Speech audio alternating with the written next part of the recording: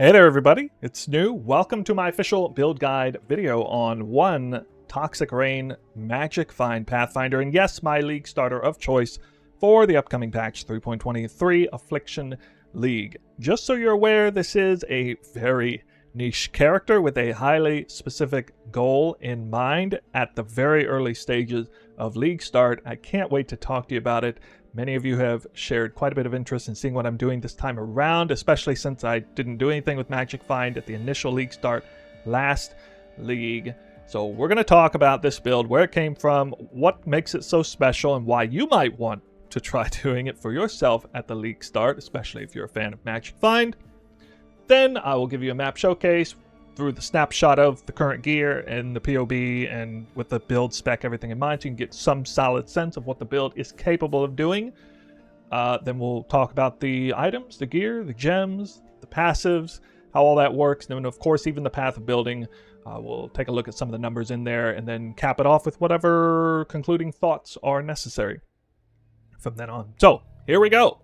We got a Toxic Rain Magic Find Pathfinder. The goal of this build is to get ahead of the curve, to be capable of solo magic finding, highly specific, efficient content faster than basically anyone else, virtually anyone else, would even think of doing at league start. Again, as early as day one, at least the first 24 hours of gameplay for those of us who are pretty fast at it anyway.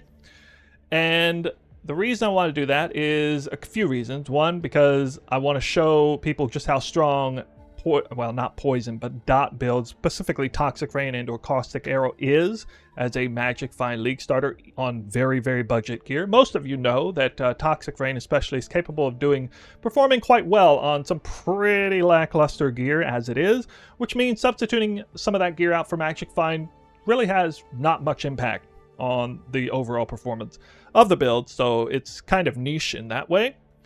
And then of course there's a wide variety of different farming strategies that can be used for magic finding, but the most predominant one happens to be enraged strongboxes, which Toxic Rain especially excels at tremendously. Being able to carpet bomb a strongbox before you even open it allows you to basically get away with murder, literally, in the case of the monsters. Works out very well for this build. So I don't know if this is something you want to try for your league start. Again, know that it's very niche and that it's very tight build like usual. But, well, I guess I got to show you what it looks like. So we'll just start it off with the map showcase. How about that? Speaking of map showcase, I have 6 favorited slots here. And in the case of this build, it is actually really important that I show you what the strategy is. I'm not going to talk about it in detail. I will devote a separate video to that because the strategy is going to be important to share with you probably the day before the league starts. But you can see it is a non-wandering path, which makes it easier mapping, that focuses on Strongbox with ghosts in mind, because ghosting actually works very easily with this build as well, as opposed to some other conventional Magic Find League starting builds. Then it has some Packed with Energy and some shrines. With the Gloom Shrine, it's a kind of a crutch to help some of the shortcomings for the build in terms of defense and or speed. Okay, so pretty simple, just blocking like all of the other mechanics there. Again, I'll talk more about that in a future video. It's going to feature Ambush, Divination, and no surprise there, Torment for Ghost, and then Nico to get that Packed with Energy buff. I'm going to throw a map in here. Definitely not an easy map. 8 mod corrupted. I'd say probably a little harder than the average map. We'll be selecting Ambush on the map device next time around, but we can't do that because it doesn't exist. So I'm just going to put nothing in this case. But let's see how it performs. Let's just see how it goes. You might be surprised to see Berserk as a tool for this build, especially after Calm Spirit nerfed, especially after I talked all about other things related to it, like being able to use Warlord's Mark and stuff. Can't really do that with this build. I thought quite a bit about what I wanted to do in terms of dealing with the whole Calm's nerf thing. Well, still landed on this tech anyway, and you know, one major silver lining out of the Calm's nerf. The couple of items I saw that you would have seen that are related to this are going to be a heck of a lot cheaper this league, aren't they? Vol's Vision, going to be very cheap. Calm Spirit, very cheap. So why not? Why not go ahead and take advantage of that? It's a nice silver lining, I think. So you see the Gloom Shrine is definitely helping me out a bit. We'll probably see some content without the Gloom Shrine here in a second. But you'll notice I am carpet bombing the strong boxes before I even open them. The mobs do not die instantly because this is a dot damage build, which means ghosts manage. I'm managing to ghost effortlessly. I am ghosting effortlessly here. I'm not even having to focus on it really at all. The monsters come up to me. They don't die instantly because I'm not a lightning arrow Deadeye that's killing stuff off screen. So it works out very, very well for ghosting, part of the niche strategy. Yes, some more ghosts were nerfed in some way, but it's not going to be a major impact, especially if I'm not really doing anything different that I wouldn't normally do outside of the ghosts themselves. Sure, we'll open this Seanced Essence mob. All right, so, you know, if this guy can't kill me, then I guess I'm good, right? It must be pretty good. Because that should have theoretically been a pretty nasty mob. And the Gloom Shrine is finally worn off, so we get a little bit of content here with maximum altars. I'm going to have to pay a little bit more attention. But you can see the characters, you know, taking a few hits. You have to take some hits with this kind of character. It's one of the downsides to running damage over time build. I'm not freezing the enemies. I'm not off-screening them. I have to be able to take the hits. So we got to build a character that's a little bit more tanky. You'll notice that I don't think I killed a single ghost by accident before then. Well, okay, I guess I missed a ghost till the end, and he's gone now, so... you notice I had 1,000 rampage stacks, held the rampage pretty well, I think. So that's it. That's it for the map showcase. I didn't get an apothecary, but okay, whatever. You know, you're not going to get one all the time. But you know, there's some of you who will actually get an apothecary extremely quickly doing this. And for every one of you who gets an apothecary on the first map of this strategy, there's going to be someone who doesn't get one in 500 maps. So do keep that in mind. RNG be RNG. Let's go over some of the gear. We'll start with the weapon. So I'm delighted to inform you that the weapon is of basically no concern on your budget. It's a Quill Rain. Not even 6-linked. It's 5-linked. Which is quite a bit different than most of my League starters because they typically feature 1 or 2 6-links. But we're aiming for day 1 kind of stuff here, so I'm not expecting you to have 2, 3, or 4 divines floating around to be able to 6-link your items. For the record, the armor is also not 6-linked. But anyway, Quill Rain is a terrific bow for Toxic Rain. It's not good at all for Caustic Arrow, but in the earlier stages of this build, we're going to be focusing on Toxic Rain because it's just going to perform better at a very minimal gearing threshold. And everybody knows that Toxic Rain, Quill Rain go together. It works in red maps, even on very little gear, so long as you know, capped your resistances and did the minimum necessary to be able to run red maps. Good enough. Then we got, let's see, we'll go ahead and do the Quiver, which is just a crafted quiver. There's only 2 rare crafted items, the Quiver and the Amulet, so I'll do those next. But we got the Quiver, and I expect to be able to find some kind of fracture like this. This is not even a tier 1 fracture or anything. Hopefully get dot multi-fracture here, but it should be pretty easy to craft. Not sure exactly how I would do this. If I couldn't get dot multi, I suppose it's basically just life essences or, you know, maybe even just alteration spam to get something like this. This certainly could be fairly achievable very early in the league, or you might even, in the case of Quivers, honestly, I usually just buy them off trade because the market just gets flooded with stuff like this. On the Amulet side, probably going to have to craft this one. Looking at maybe a tier 3 fracture on a base that most people won't care about in the first day or 2, which is the Gold Amulet. And throw some Chaos fossils in there. Maybe hit this or reforge Chaos. Not exactly sure the best way to do this, but it doesn't have to be this. You know, it could be missing the Chaos Res. It could be missing the life. It'd still be fine. Just going to want to have +1 Chaos Gems because that matters a great deal for Toxic Rain. And actually, you wouldn't even necessarily need the dot multi on there. You could have a different fracture. But this is kind of optimal for, you know, very, very early league. We got a couple of Ventors, which I think will make the most expensive items on here, at least if they're rolled this way. You don't have to have any fire res on here, actually, but you do need to have pretty high lightning res on both, because typically Magic Find build like this is short on lightning res, and we are running Purity of Elements. We're getting some resistances through the passive tree and jewels and things, but still going to need that lightning res. Cold res doesn't matter much. Fire res doesn't matter at all. try to get positive quantity and rarity, try to get some life. Not expecting a 1040 amulet early on. I don't think this is going to cost even a divine at all per Ventors. And I mentioned a moment ago running Calm Spirit with Vol's Vision here. This is the typical combo used for these. Now you'll notice that Calm Spirit is pre-nerf here.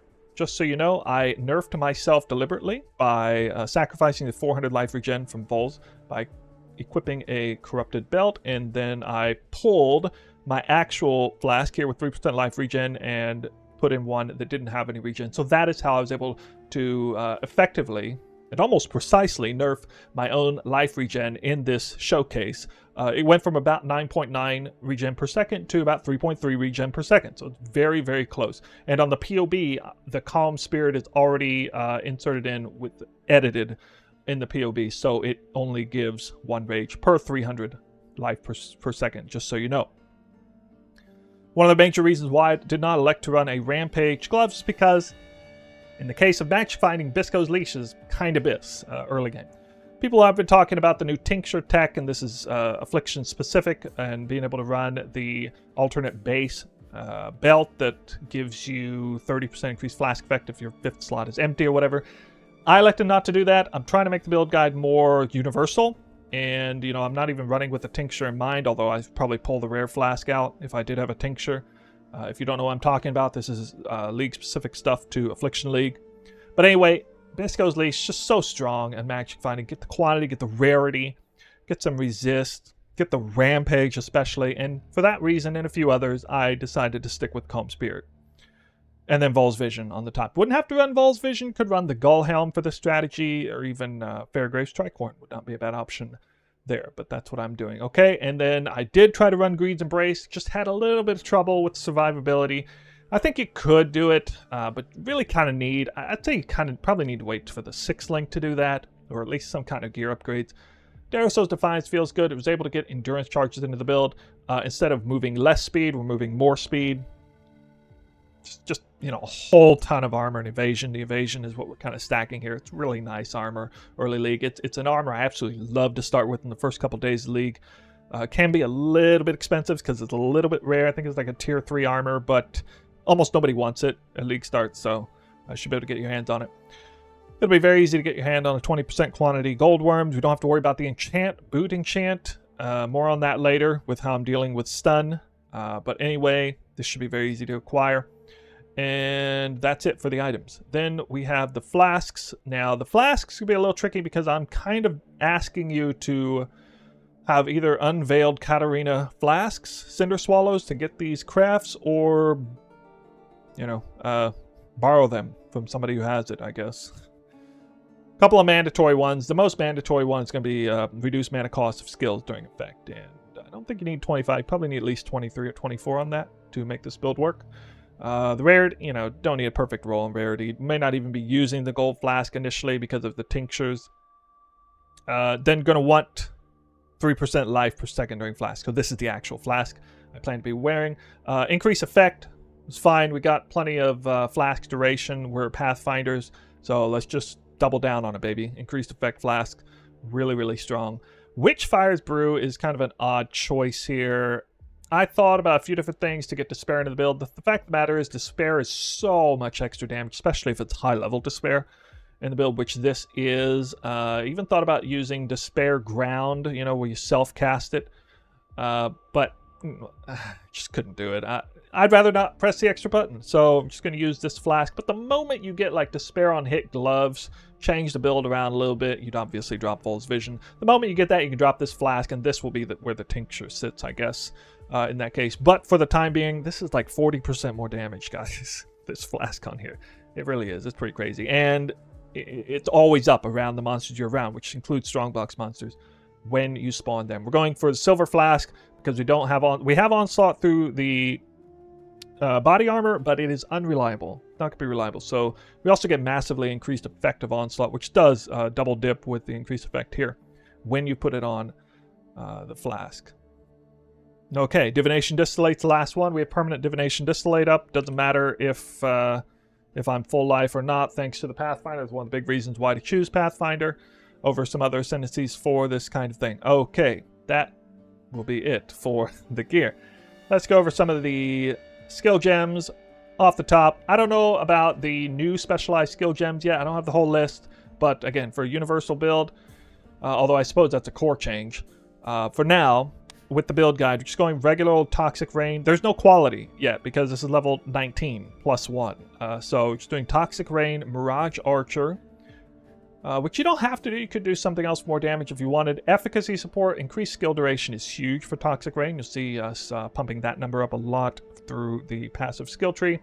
Void Manipulation, just all around great. And then Vicious Projectile support, also pretty strong. Those would be the 5 best there. The 6th would be an Empower. So, you know, preferably level 4 Empower. Level 3 is fine, but with the 6th gem will be level 3 or 4 Empower. One of the nice things about having 5 links is you get an extra spot to put a couple of gems, though. So we got Berserk sitting here, and then Blood Rage sitting here. Blood Rage is the only source of Frenzy charges, for the record. And then we have Toxic Rain and a Self-Cast Ballista set up here. I like this. I tried Mana Forge arrows. It was just awful for single target. And I really like these self-cast ballistas, especially for, you know, carpet bombing the Strongbox before you open it. Really, really strong. Colleague Strike can put in here nice, conveniently. 1 more damage support, Void Manipulation support, and that will conclude that link. So, you know, that looks like this, okay? That's why just absolutely decimating the ground here.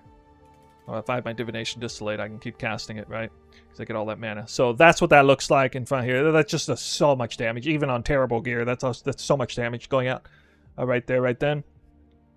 Okay, then let's see. We'll go over to cast when damage taken, increased duration, Mortal Call. Another good reason why I put Darius' Defiance in, to get this tech working with the high evasion. This is one of my favorite 4 links. Val Haste. With these 3 here, the Val Haste does latch on to the increased duration, not regular haste, just Val Haste, just so you know. Calm Spirit has the actual auras, so we're running Purity of Element, don't have to worry about elemental ailments, and can help with resist, of course. Pretty typical for super early game Magic Find build. Grace and Defiance Banner and Vitality. Vitality is really important if you're going to run Calm Spirit. Grace is pretty important for this build for defenses. Defiance Banner you could drop, and you might drop it to help with reservation issues, kind of when you're transitioning with this build.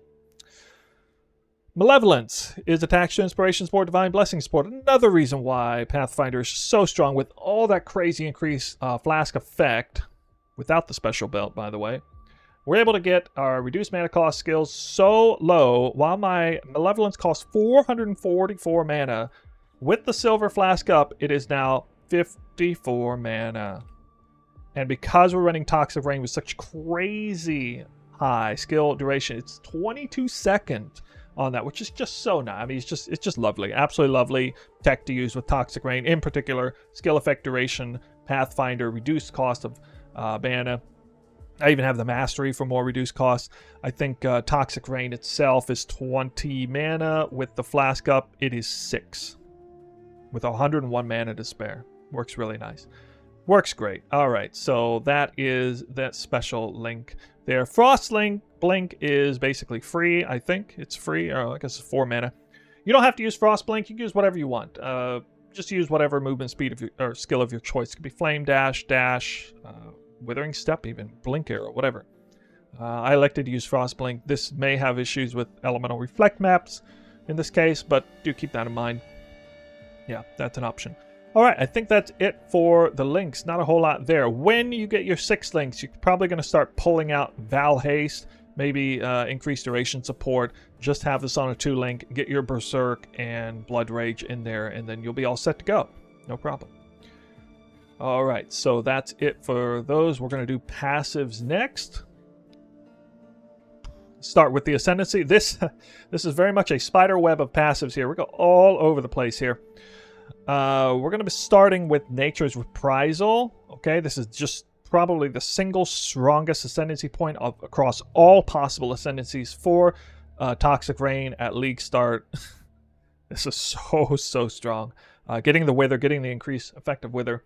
Second, in the case of this build, I'm going to be leveling Poisonous Concoction. I'll show you on the POB. So Nature's Adrenaline will likely be second. and then after that, either Master Surgeon or Nature's Boon. Kind of depends on you, on which one. But, you know, you're going to get both around the same time anyway. League start. But I'm expecting you to have all 4 of these done by the time you're doing this content, of course.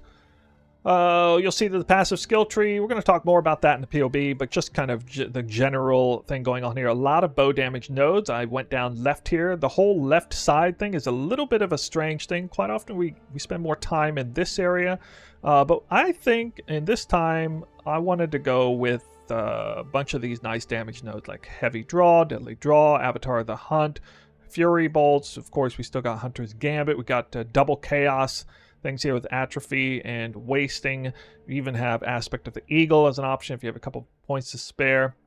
So a lot of damage going out there. Not a whole lot in the way of life. I actually have more life than this. Let me set the right gear in here so it's not bricking my Vol's vision. Now I get, okay, 3,887 life. Not bad for a League starter set, I think. But anyway, a little bit of life there. You have to have 4% life regen when you use a flask. Otherwise, it just doesn't work. The Divination Distillate just doesn't work. I don't know if this is an ongoing bug forever or what. But, you know, we got a few points like Written in Blood. We got Blood Siphon. We got Blood Drinker. We got Profane Chemistry. Not getting some of the things over here. We don't need the Avoid Elemental Ailments over here because we got Purity of Elements. We got huge amounts of increased skill effect durations. One good reason why you go over here. Get a little bit more through Atrophy, get even more through Entropy. Mage Bane and Reflexes. This route also is a nice substitute for getting Spell Suppress capped, which I totally am with all of this together. We get phasing through this Suppression Mastery as well as these 2 small nodes. Together, those work out really nice. We are bleed immune on this build. Nice advantage to wearing Vol's Vision. And the last little bit of Spell Suppress cap comes from this point here. A little bit faster movement speed. Stats can be a major issue. One of the beautiful things about this character, this build, is, if you noticed, you might not have noticed, but there's not a single point of attributes on any of my gear except for the implicit Tabisco's Leash. It's the only one, which means you're not going to have a devil of a time messing with your stats if you go for this, trying to transition, you know, get the gear, getting, oh no, now I don't have enough strength, just bricked everything, now I got to de-level my gems, you know, this or that. You don't have to do any of that. I went out of my way to part of the reason why I chose to go all the way down here was things like 20 strength down here, 10 intelligence right here. Okay, also getting 20 strength up here, 30 strength still here. By going up top here, we get a whole bunch of extra intelligence and even a little bit more strength right here. So just getting attributes out the wazoo like crazy on there. All right, so that's it for the passives. The final leveling stages of the build, I think, would probably be the Influence Wheel, and it just would not have Defiance Banner at that point. So this would probably be around level 90. Probably just have the Influence Wheel be the last thing I get. That or maybe Entropy or possibly this wheel right here. So that's kind of the general theme of what's going on here. You notice there are no poison wheels taken. I don't want people to be confused. Toxic Rain is not a poison skill. Apparently there's a new skill gem that may make it that way, but I'm not sure how good that'll be. Caustic Arrow is also not a poison skill, so you're not stacking poison, but we're stacking damage over time. There is a difference. Do keep that in mind. One final point, Perfectionist. This is why playtesting a build before you advertise it, it's so dang important. With the loss of the booting chant, I was getting stunned a lot, and it was killing me in those maps that I just ran. I'm not dying that much anymore because now instead of a 28% chance to avoid stun, I have an 88% chance to avoid stun. With a 50% increased stun block recovery, that made all the difference in the world, and suddenly the survivability off the chart there. If you could get an extra 12% stun avoidance, that'd be great. But anyway, that's it for that. Here we go. Quick point on the Warlock and Warden and Wild Wood things here. I think most people with attack-based builds are going to start with the Warden of the Magi. I don't want to devote much time to this as a universal build guide, but in the case of this time around, I am going to probably start with Oath of the Magi, have a 30% increased movement speed on boots, that's all I'm going to focus on, then either Bark Skin or Coated Blade, depending on how good the tinctures are that I'm getting. So yes, I'm actually going to do the league mechanic in the campaign, I think, because that's pretty strong. I mean, this alone is probably worth getting really early. And later on, we'll be getting Nature's Concoction. And again, I'm probably going to drop one of the flasks, either Witchfire Brew or the Gold Flask. You know, going to have to, I guess.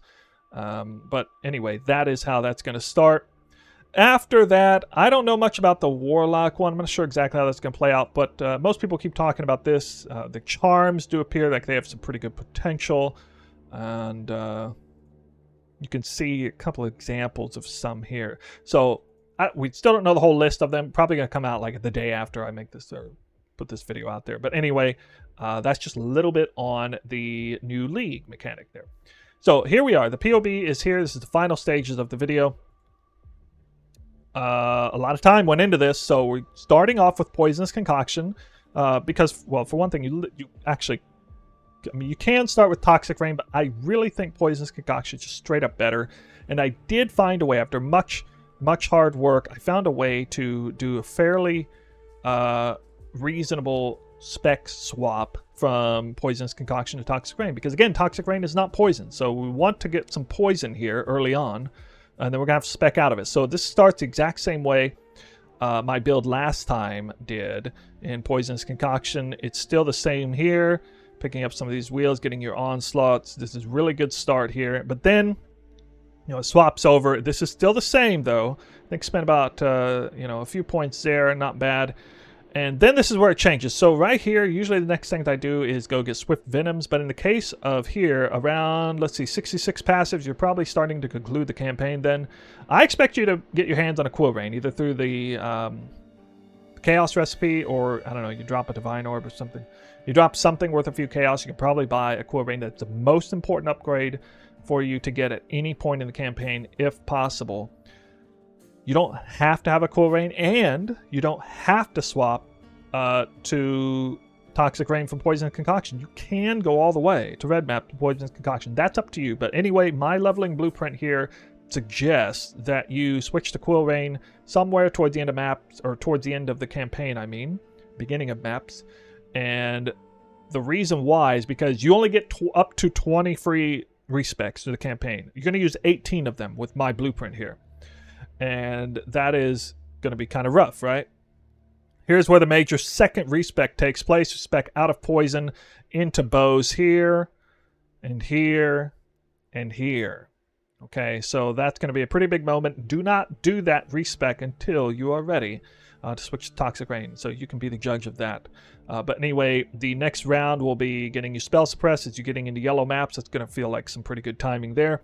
And then as you're getting into high-tier red maps, the Eternal Lab, we still kind of got the conventional, you know, all-around good Toxic Rain build here.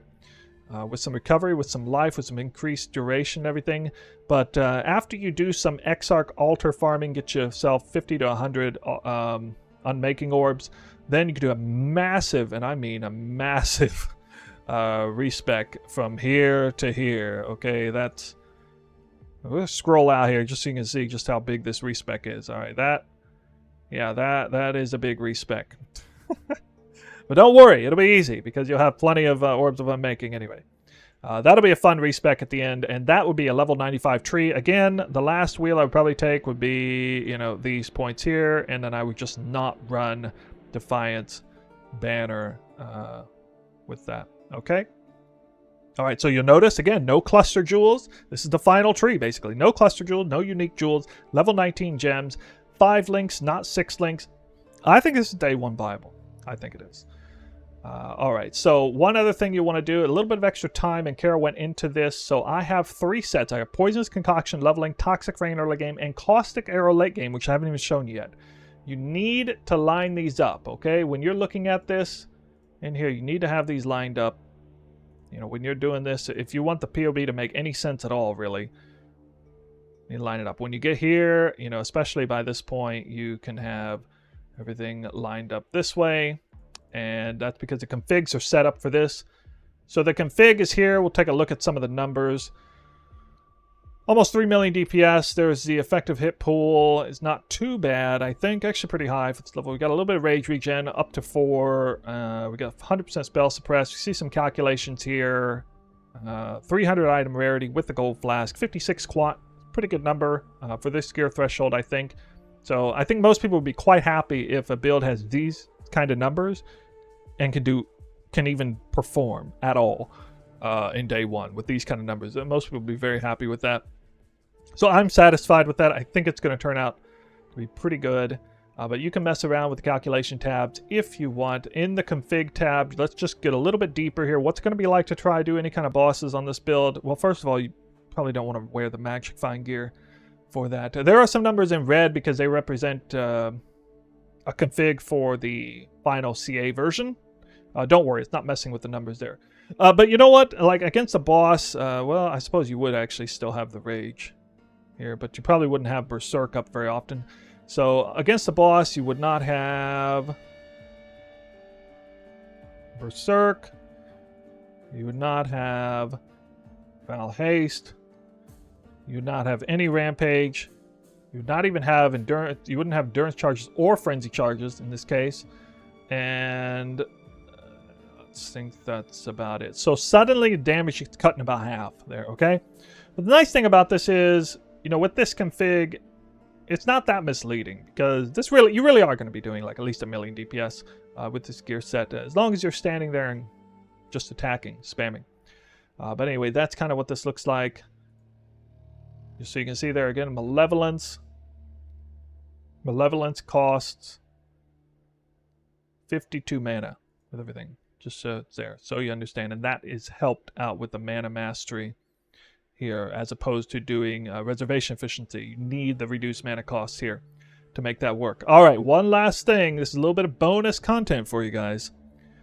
I wasn't going to do this, but I know people are going to ask about, what do we do from then on out? People always do ask. And then I make the video and content after the fact, which is too late for some people. So I went ahead and set up a blueprint of, I think, the kind of gear you should aim for beyond, you know, this day one, day two thing. Because, you know, it is just kind of a day one, day two setup. You probably want to know what to do after that. So here's the thing. Now, I should shout out Fubgun as a bit of inspiration on this. I was already going to do something like this, but seeing him play his character last league, his Caustic Arrow Magic Finder, really solidified in my head, the viability of this. I don't know if you guys saw his content. I've also played with the champion Caustic Arrow. It wasn't a Magic Finder, but on gear that was less good at this, and it just absolutely ripped apart maps, which just completely shredded them. Outside of Legions and high thick Delirium, outside of that, it was a complete wonder. Strongboxes, fine. Beyond, totally fine. It is actually incredible against Beyond because the Beyond monsters die as they spawn with something like Caustic Arrow if you do enough damage, if you scale it enough. So I'm not going to talk about the gear here. I don't want to spend too much extra time in the video, but it is here. Now, again, if you're going to line this up, you're going to want to go into and line everything up here like this, all right? And then, you know, give yourself some goodies again. Yeah, and okay, it's going to look something like that. I think I forgot something, but oh well. Something like that. So that's it, guys. That is it for the path of building. I think the only thing left to do is, well, first of all, real quick, show you there are some notes. Now, this might change. As time goes on, people will bring things up to me, things that I hadn't thought about. So I will update this POB, and you might want to re-download it from the video the day before to make sure there's nothing else crazy that changed. I'll try to keep you updated on anything major in a pinned post to the video, but the path of building will be in the video description, as well as this Atlas strategy, because it is kind of important this time around. Again, highly specific niche character for niche content. But anyway, I want to hear what you have to think about this build. It's not going to be for everybody. Let's just get that out of the way. This is not going to be for everybody, but it's definitely going to be for me at League Start. I know this is capable of performing the kind of content you saw on there with a wide variety of different map mods. Honestly, most map mods are fine, including both Reflects, in fact. So really confident, really looking forward to seeing how this goes. And I can't wait to talk to you more and show more about what Caustic Arrow can do at the end game and just how fast it can blitz through maps. If you all know how good Tornado Shot and Lightning Arrow is, with a bit of budget. Well, I think you'll be surprised what around a 50 to 100 to 200 divine budget Caustic Arrow Magic Finder can do, because it's pretty impressive, I will tell you.